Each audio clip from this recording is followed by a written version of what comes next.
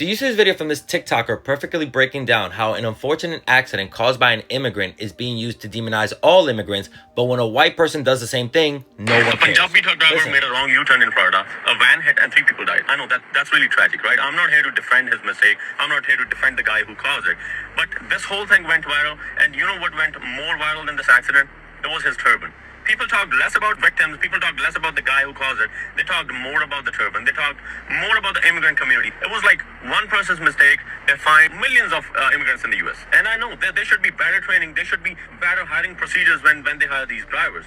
But the hypocrisy is when a white truck driver caused a crash in Colorado and killed 4 people, when a similar kind of accident happened in Texas and killed the whole family, nobody talked about the accident. Nobody talked about the white skin. Nobody talked about baseball cap. Nobody blamed all the white serial drivers. But when it's a man with a turban, all of a sudden the turban is on trial.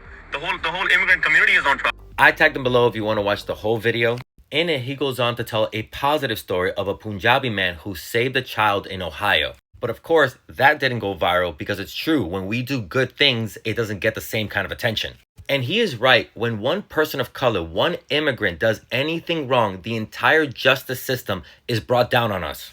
Because of Harjinder Singh's mistake, Little Marco posted, effective immediately, we are pausing all issuance of worker visas for commercial truck drivers. This means they are pausing applications and possibly renewals. The United States already has a shortage of truck drivers, so this is only gonna further disrupt supply chains. This accident is also prompting Washington State to look into how Singh got his driver's license, which they should, because we're all about accountability for the individuals involved. But because Singh also had a driver's license from California, the Trump administration is using this as an excuse to further go after sanctuary jurisdictions.